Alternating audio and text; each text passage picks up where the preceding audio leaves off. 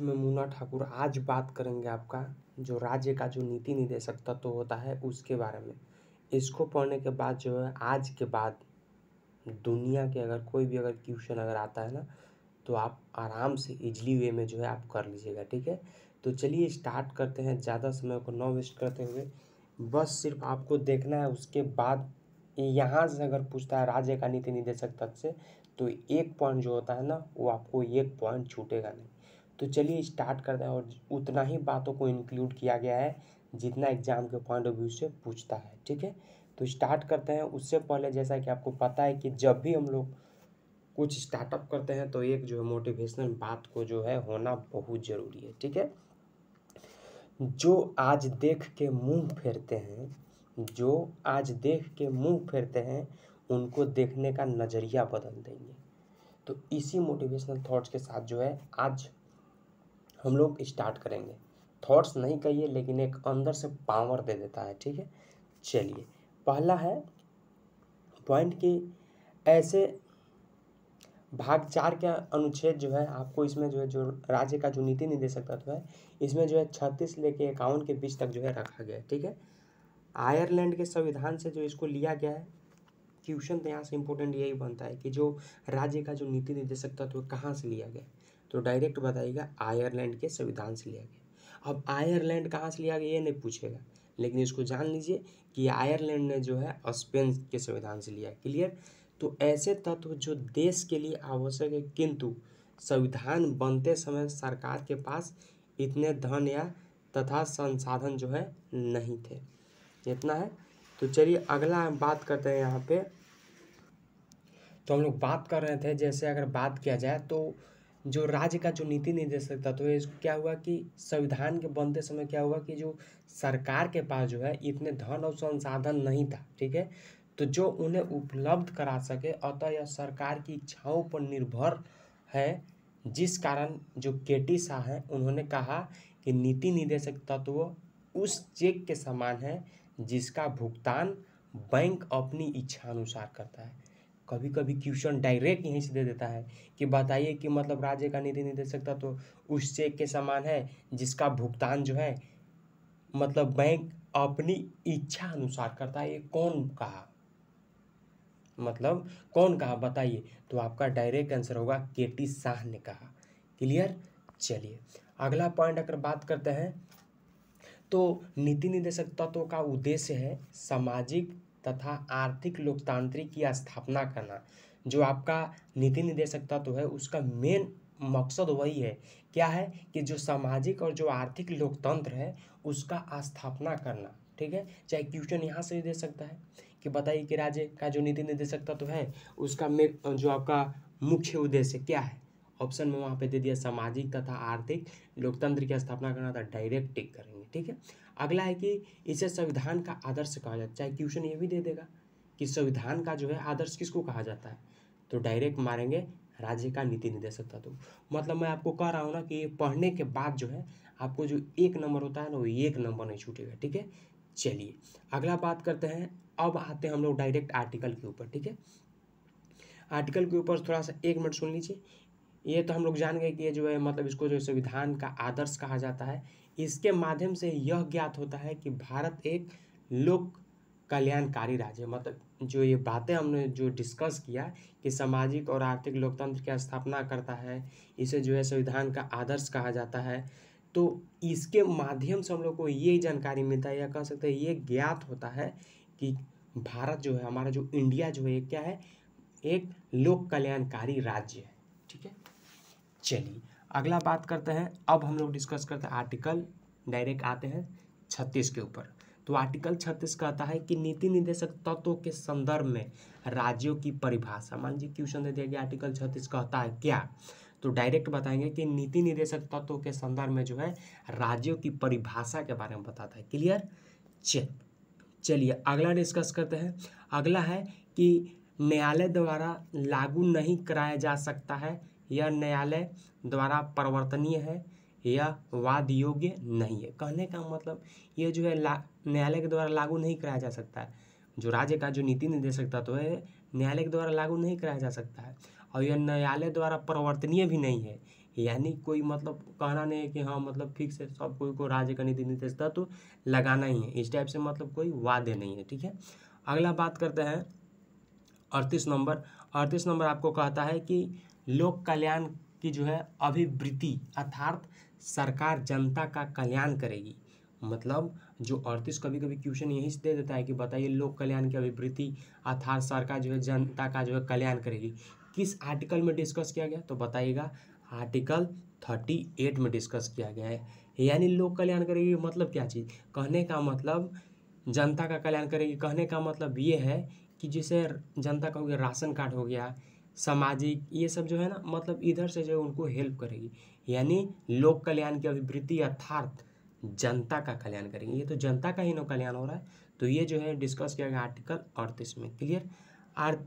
Article 39 बात करते हैं, 39 बात करते हैं, तो ये बहुत इंपॉर्टेंट है। समान काम के लिए स्त्री और पुरुष के लिए समान वेतन तथा संसाधनों का उचित वितरण, ये जो है आपको आर्टिकल 39 में डिस्कस किया गया है। आर्टिकल 39 में क्या डिस्कस किया गया था, उसमें बताया गया है कि समान काम के लिए मतलब स्त्री हो या पुरुष हो उनके लिए समान वेतन देना चाहिए। ये आर्टिकल 39 में बहुत बहुत इंपॉर्टेंट है, इसको याद रखिएगा।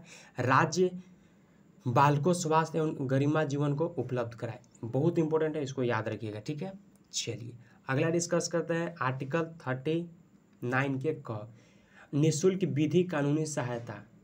यानी निःशुल्क विधि कानूनी सहायता को जो है डिस्कस किया गया आर्टिकल 39 के क में। अब ये कब हुआ था, तो 42वां संशोधन 1976 में। ठीक है, चलिए अगला बात करते हैं आर्टिकल 40। आर्टिकल 40 भी इंपॉर्टेंट है, ग्राम पंचायतों का संगठन के बारे में।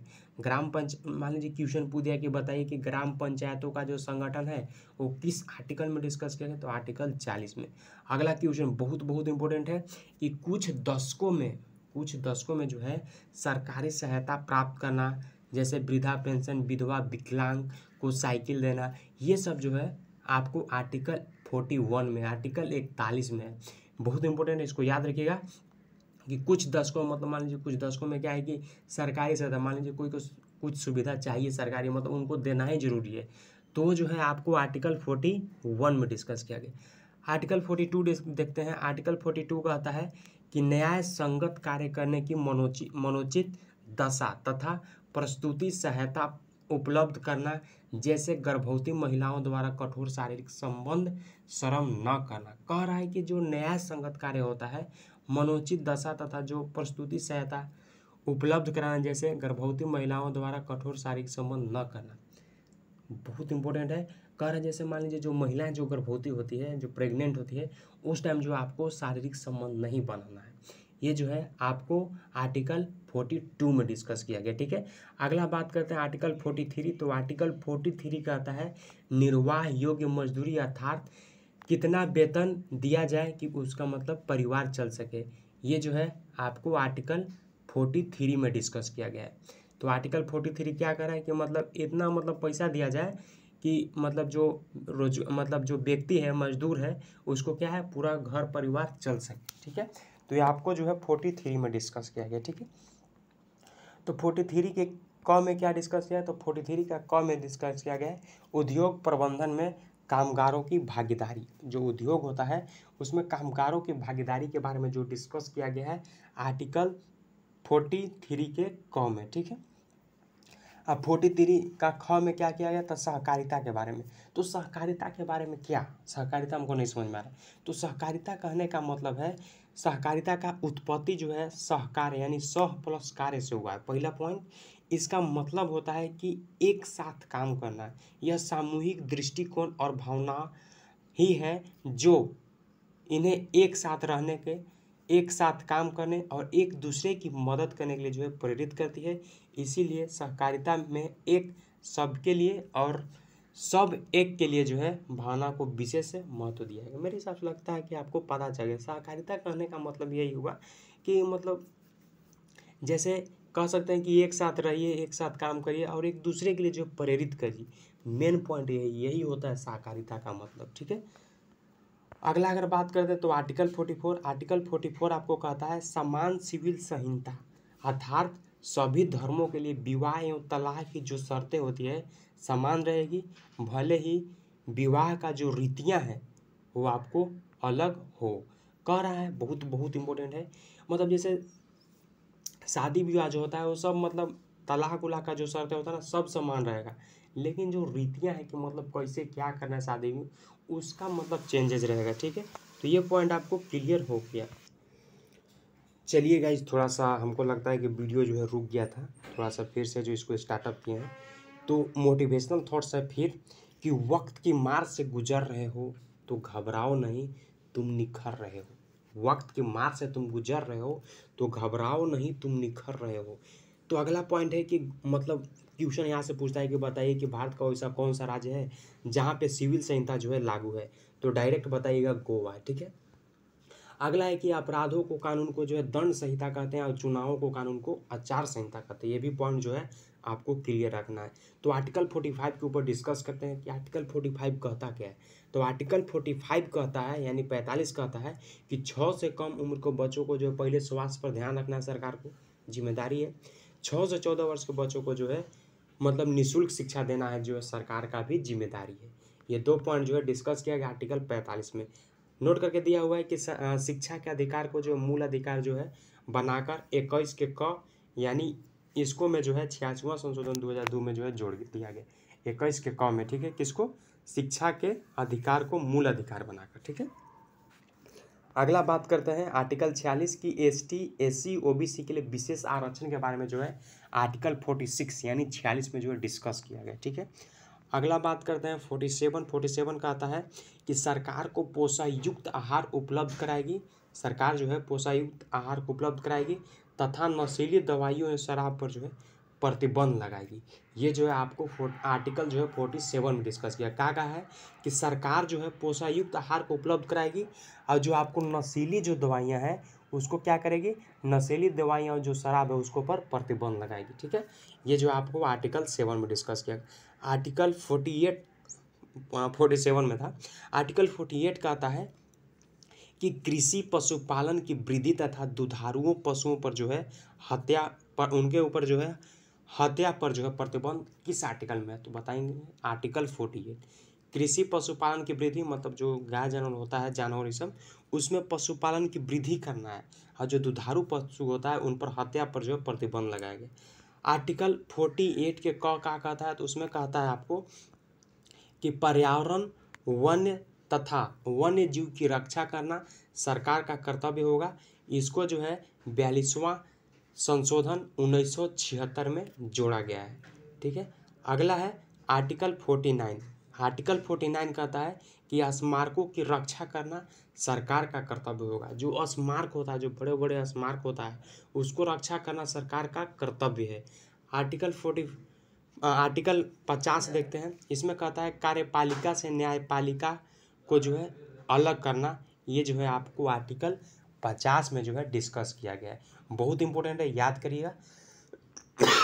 अगला है कि राज्य का जो नीति निर्देश 51वां का अनुच्छेद कि जो अंतर्राष्ट्रीय शांति को जो बढ़ावा देना, अंतर्राष्ट्रीय विवादों को मध्यस्थता द्वारा सुझाव देना, इसके अनुच्छेद इसको जो है अनुच्छेद के तहत भारत के यूएनओ का जो है सदस्य बना।